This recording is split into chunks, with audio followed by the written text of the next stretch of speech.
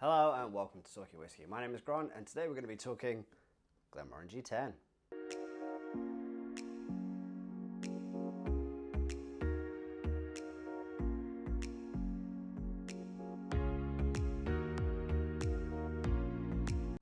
So Glenmorangie is a Highland distillery first founded in 1843 by William Matheson.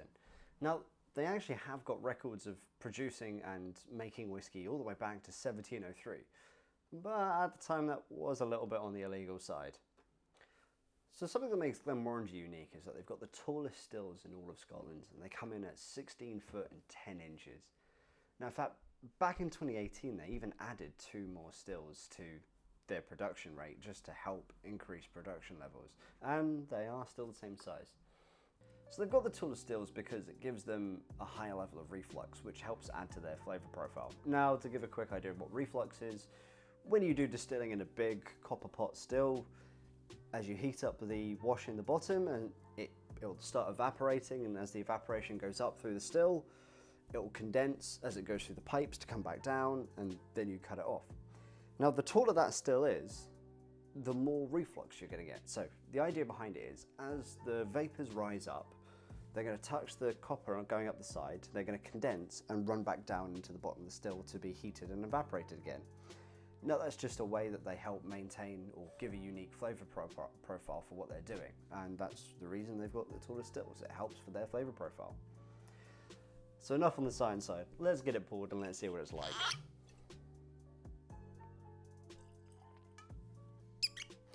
So Glenmorangie 10, it's their flagship whiskey. It's their base raised whiskey, but it's their absolute flagship that they're doing. It's their,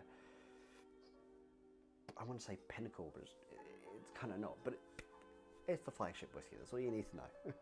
So as always when I do whiskey tastings, I'm going to do a minimum of 3 notes on the nose and a minimum of 3 notes on the taste. Just something that I do. You guys give it a try, give me some comments on what you think you get as well. I'd like to know, it'd be interesting. So let's go for the nose.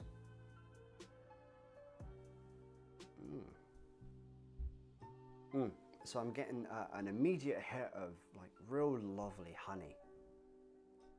There's some caramel in there as well. There's a slight sweet floral note too. Yeah, honey and caramel. And there's definitely there's an element of the malt coming through. And it's kind of coming across. So I'm trying to go back to try and figure out what's going on. Yeah, so it's kind of coming across like a slight malty bread, and there's a little bit of like a subtle black pepper note going on as well. Very, very, very subtle. It's kind of right underneath everything else. There's this little bit of black pepper spice going on in there. Yeah, but most of it is that kind of real honey caramel sweetness going on. Got that malt note there. Right, let's go for a taste.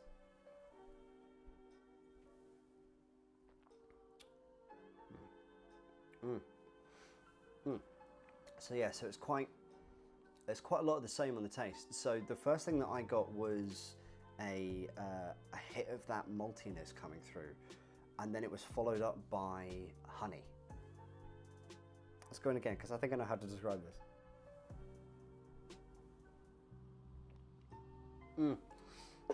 Okay, I've got it. I know exactly what it is.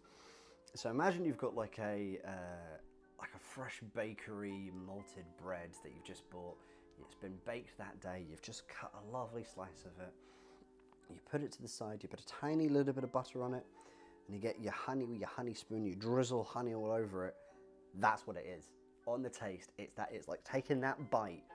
So you get when you take the bite out of the bread with the honey and a little bit of butter on it. The other reason I say butter is because it adds a little bit of butter note, but it's really subtle. So you take that bite of that bread and you've got that instant, you taste the bread, and then all that honey comes in, and that's what it is on the taste. On that initial taste, that's exactly what it is.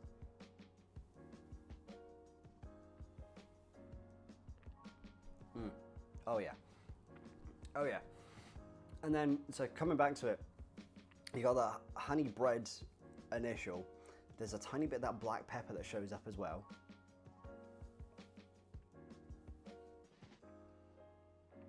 And there's like a light caramel going on too. Really subtle, but the big thing on the taste is malt bread and honey just taking a big bite out of it. I think that's the best way I can describe that taste. It's really nice. It's quite delicate. It's quite, it's not very complex, but it's really nice. Now actually back in 2018, they won the Gold Award in the San Francisco Whiskey Tasting Awards. So it's recognized as being a damn good dram, and I'm recognizing it too. That is really nice, really good. What it's doing is just spot on. Right, I'm gonna add a little bit of water. Ooh. Only a little drop, about that much. That'll do. Right, whilst I let that sit there. So when Glenmorangie aged the 10, they used first fill and second fill American oak casks. Now, if you want to know a little bit more about that, check the link up here where I talk about barrel aging and maturing. That might explain a little bit better. So they use first fill and second fill American oak casks to kind of give the flavor profile that they're doing. So they blend all them together, and as always, minimum one is 10 years old. So they blend it all together, and they do add a little bit of coloring. Now, the coloring is just a consistency thing, so every bottle, the color looks the same coming out of it. Now I've given that a little bit of time. Let's go for a smell with water. Ooh, hello. So that's kind of a lot more delicate. It's a little bit more, more of the floral notes come out. And you've still got that malted bread and that honey. The caramel's coming out more over the honey. A lot more of that floral notes coming out. The honey's died down a little bit. You've got more of the caramel, and I want to say fresh air. It's really fresh smelling.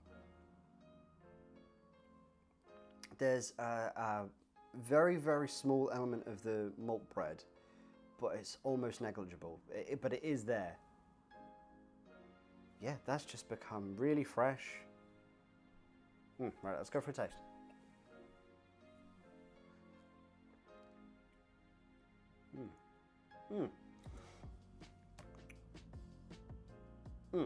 So it's kind of more of the same on the taste. So as to without water, a lot of that honey note has been died down, and on the taste you got a lot more of that malted bread, that malty note going on.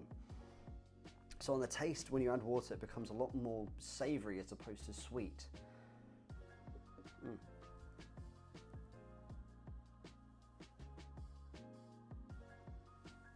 But you've still got that the initial honey sweetness is there, but that's only there quite fleetingly. Then it becomes quite savory, that maltiness. I want to say malt must. I think that's maybe the best way to describe it. It's not musty, but it's like a malt must. It's kind of like you've got a load of the malted barley, and you've kind of ground it all up, and it's got a little bit of a dry element to it, of that kind of grounded malt going on.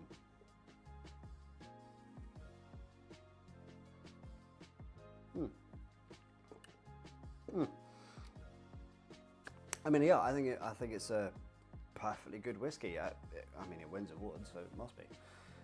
Don't take my word for it, take the awards. I think personally for me, it's a real nice whiskey. It's one that I like to drink time in, time out. For me, I would say it's quite an entry-level whiskey. There's not a lot of complexity going on there. There's enough there that you can sit and enjoy. I would say, in comparison, let's say Glenfiddich 12, that's a little bit more sweet and pretty. This has got a little bit more of those malty, savory notes going on there as well. So I think if somebody is looking for something that doesn't quite have that sweetness to it, I would maybe put this towards them if they're fairly new to whiskey. I mean, that doesn't mean that anyone that's a seasoned whiskey drinker can't enjoy it, because it's a lovely whiskey. You can just sit and enjoy it quite happily. But you're not good, for me, you're not going to be spending hours picking out complexities on it. But that doesn't detract from what it is at all. It is a lovely Highland malt. I would recommend it for most people. I mean, I enjoy it, as you can see. It's one that I like coming back to time and time again. If I'm not in that super sweet mood, I come to Glenmorangie 10. It's a real nice whiskey, and it's got that level of the malt in it where it just takes off that sweetness edge to it, and I can just sit and enjoy it for what it is. Let me know what you guys think in the comments. Give me a like, give me a share, subscribe, and cheers.